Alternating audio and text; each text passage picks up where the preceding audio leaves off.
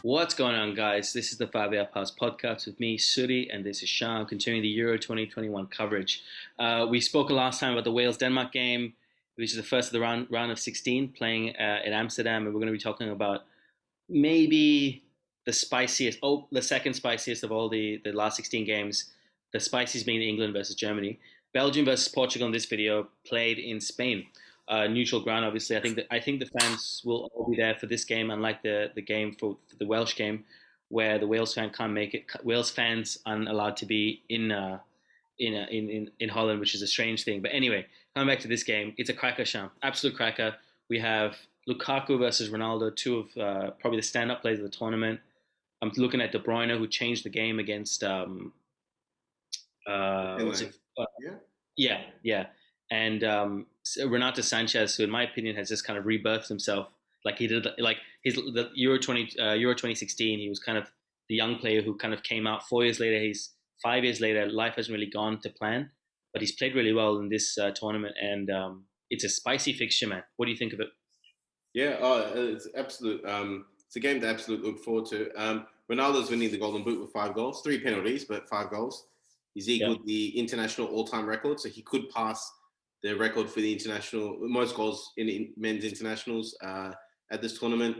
There's about 4 or 5 players I think that are equal with him on 3 goals. Probably 4 of them still left in the tournament. I think Lewandowski is one of them, but he's out. But and Lukaku is one of those. So really big game full of attacking players on both sides.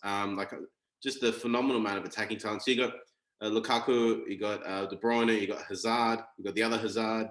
This is Witzel, like a lot of very good attacking players. Portugal had Jota, Felix, Bernardo, Bruno, Ronaldo. Like it's just. Moutinho. Have you ever seen the Simpsons ad on the football? They do this ad for soccer, fast kicking, low scoring ties. You know, like I'll say an episode later. But if you want to look it up, it's an ad they do, like, find out once and for all who's the best team in the world, Mexico or Portugal. It's like they do it really well, and they make fun of the players' names, like with all the enunciations. But yeah. So a lot of attacking talent. So you would, on paper, expect a high-scoring game, but I have a feeling it's going to be a very intense one. That Portugal-France game was so intense, just the whole way through. It felt like a semi-final or a final of a major tournament. And the Portuguese players, you'd think that would motivate them and they'd be up for it. At the same time, they could be absolutely exhausted having gone through that. Making their way through. Facing Germany, the France 1-1. Now they've got Belgium. They potentially have Italy if they win the next one. So they haven't got it easy, Portugal. And I feel like, as well, you mentioned Renato Sanchez has played well, and I think he's complemented their attacking talent. But I do think Portugal is struggling a bit to get that balance right. They've been playing Bernardo, Bruno, Ronaldo, and Jota. And I don't know if they've quite got it clicking. I don't know if the 4-2-3-1 works, or you need to almost, I hate saying this, but maybe you drop Bruno and play 4-3-3 and let the front 3 go a bit more. I don't know how they get around it, or if they just play with free 8s, with Bruno as a free 8. I think they got to jig something around there just to get it to work. Belgium. Yeah, I agree. I agree with that. I think Portugal are kind of. There's definitely. I didn't think they would be. We said water. Sorry. we said was just going to say that. We said at the start of the tournament, Ronaldo's a luxury player. They may not even need him, in a sense that they could win. They could potentially go far without him. But it seems like they clearly need him. They just seem very flat. They seem running out of options. They seem very one-dimensional. In the same way, a comparison I draw to is when United completely rely on Fernandes to change the game. And the irony here being they don't use Fernandes at all. There's a kind of such an over-reliance on Ronaldo, and everything kind of moves through Jota to get to Ronaldo rather than Fernandes pulling strings, because Fernandes has a long ball in him that can put it out for Ronaldo, which doesn't really happen, or hasn't happened often enough.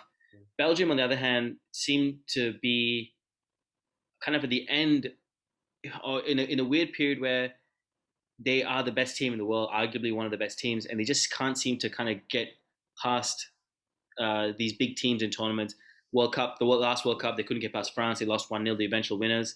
And if they didn't get past, and I think they go into this game favorites, but if they didn't get past Portugal, I wouldn't be surprised. I just don't think they have I wouldn't be surprised if the mentality wasn't there to get past Portugal, but I do think they should. What do you think about that? Yeah, I mean, you look at what each team has and what each team doesn't have. They both have a galaxy of attacking talent in their prime. Yeah. Belgium's probably a little bit further towards the end of the prime, but I still think of the prime. Defenses aren't great. Ruben Diaz Mm. probably stands out a bit, Mm. but overall not great. Belgium have a great keeper in Courtois, Mm. and Portugal have Ronaldo's mindset. Of all the attributes that Cristiano has, this gets him further than anyone else. Like it's Yeah. just His whole career it, is a story of it. yeah, and like as much as he's got 5 goals, 3 of them are penalties, so you can take that for what it is. But the Portugal Ronaldo misses that penalty. At the time that he took the penalty, they were out.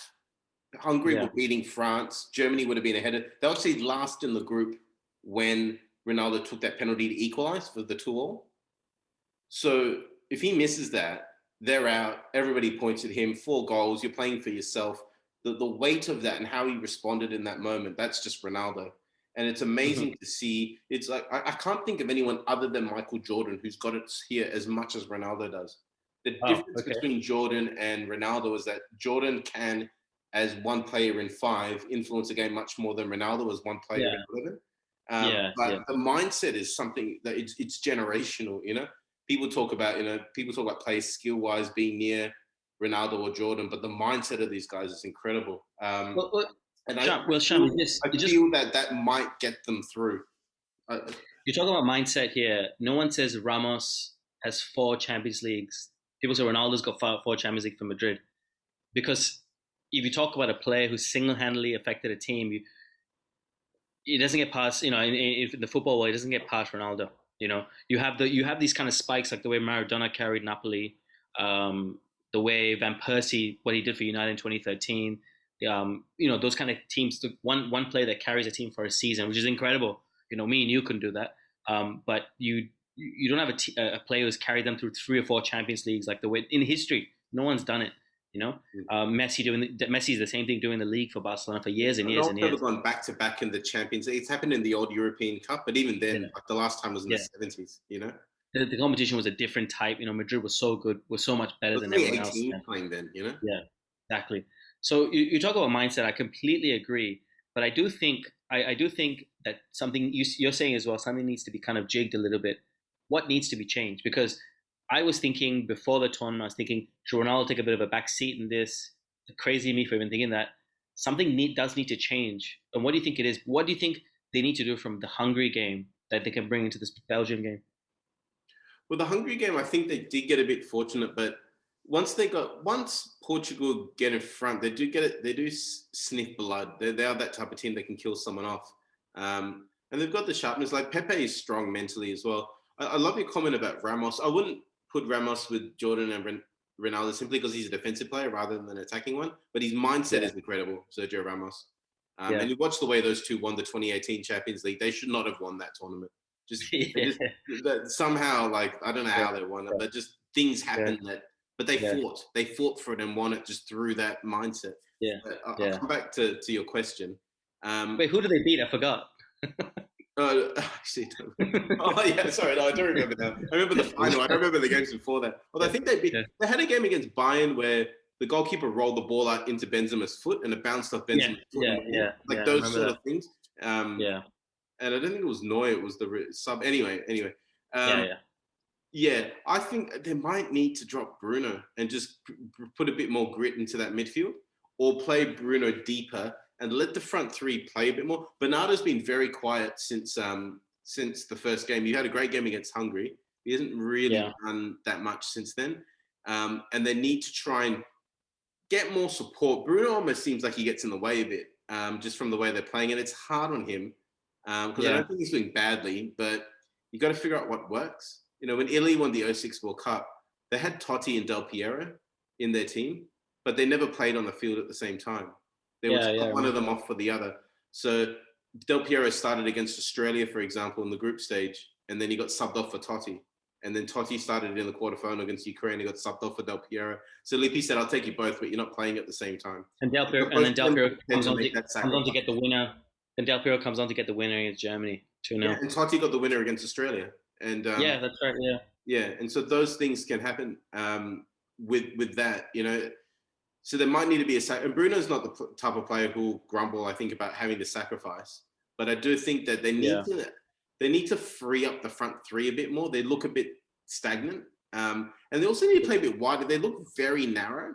They seem to be playing from the edge of the box to the edge of the box. They're not using all of the space. And I don't know if it's because the fullbacks aren't getting up, which you can do with sort of that 4-3-3. And the fullbacks will feel a bit like Liverpool, like the fullbacks push up so high because the center of the midfield is quite solid. So I think people might need to try that. They've got good fullbacks. It's interesting you say that because they do have in Semedo, Guerrero, they do have Semedo, especially playing for Wolves, an incredible fullback, right? Very, very fast. He reminds me a bit of a better version of Antonio Valencia. Very quick, not the best defensively, but yeah, he's a bombing fullback who hasn't done quite enough. I was going to say, man, it's a good point of view that I do agree to some extent that maybe Bruno needs to be dropped because you could drop Bruno, you could drop Bernardo Silva. Both haven't been playing the best, but you can't put Bruno in that position where Silva is on that kind of right inside half. You can't put him there. That's exactly what I was thinking. Bernardo can play wide, but Bruno doesn't really do that. Yeah, I mean, it's a huge gamble. If you had to drop one of them and keep, you have to drop Bruno if that's the case. And Sanchez has such a good tournament. Yeah, maybe beefing up the midfield. Let's just move to Belgium really quick, man. Belgium has had a mix of disappointments. This, in my opinion, look, they came out of the group phase 1 goal to score 7 or 8 goals, something like that. Lukaku has been the kind of star man. De Bruyne came on, changed the game. Tielemans hasn't really lived up. You know, he's a fan favorite. He's a favorite of both of ours. Hasn't really lived up to the expectation. This will be a good match for him against the likes of Sanchez, Pereira, Moutinho, Jota, the likes of a huge counter-attacking team, which he's shown to be able to kind of blunt those attacks in the Premier League against a team like United when they beat them 3-0 in the FA Cup. He's got to step up. But what else do you think Belgium has to do to come out of this game? Because arguably they're the favourites again on paper. What do they have to do to kind of get out of this group stage of this game? Sorry. They need to find, as much as they found De Bruyne, they need to get Hazard more into the game. I think he's actually playing quite well when he gets the ball, but I don't think he's getting the ball enough. But if they can release De Bruyne, Lukaku, and Hazard fully at the Portuguese, I don't think the Portuguese are going to be able to handle that. But I think they will try and sit and counter punch a bit. Lukaku plays better in that sort of system with balls over the top. As he's a bit like LeBron James, Lukaku. And when I say that is, he's a physically big man who plays like a small man. Lukaku's not a Zlatan who plays with his back to goal or anything like that. Lukaku plays almost like a Michael Owen, running past the defenders and scoring. But the reason he's good at it is because he's big and strong, and it's hard to mark that type of player. So I think that space behind the Belgian defense will be important. He's very quick and agile. More like, it's not surprising he's quick, but it is surprising how agile he is, how big he is, and how heavy he probably is. He's probably about 95 to 100 kilos easily. For a pro footballer, that's an insane weight. You don't see many professional footballers get over 85 kilos. That's about 190 pounds. You don't see maybe even 185, 190 pounds. You don't see pro footballers going past that weight, particularly in the modern era, because they all, like, if you look in the 90s and 2000s, guys like Nestor and Maldini were huge and muscular. These guys now are all slim. They're all, going gluten free and keeping their body weight down and all of that sort of thing. Yeah. Just for reference, you look at Chris Paul, who's having a great season, who had a great season. He's 183.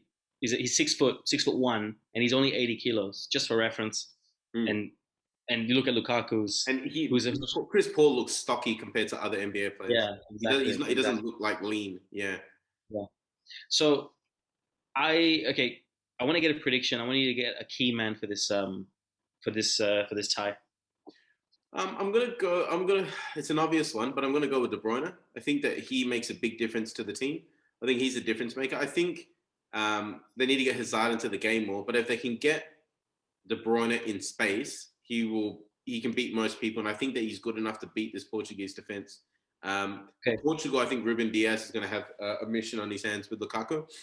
So they're going to go Dias. But I think De Bruyne is kind of the difference maker here. And I am leaning to Belgium. I do think it's going to go to penalties. But if I have to pick a winner, I'd say Belgium. But I think this for me could be the best game of this round of 16 stage. I mean, for me, I can't look past England Germany. England Germany was the first full international game I watched. It's okay. I'll get to that in a second. So I'll go. For me, I'm going to go Portugal. Actually, I think Pepe and Diaz going to be key. Huge players for them. The Belgium key man for me is Tielemans. I think he can have the way Pogba's kind of had a really good tournament. Actually, Pogba, Tielemans. This can be a kind of coming out game for him on the world stage against. You can't get much better than Silva, Jota, Ronaldo, Fernandes if he does play. But yeah, look, I think Diaz and Pepe against Lukaku. I'm actually going to go Ronaldo, Portugal in 120 minutes. I think in extra time. You think Ronaldo and the other 10 guys will win? Is that what you're saying? Yeah, and the other 10 Wolves players. Yeah. Yeah. I was going to say England, Germany. We'll do a video on that tomorrow probably, but I call the England Germany game is like. Do you remember the first time you had consciousness as a human being, like your earliest memory of yourself where you can like properly put context to that memory?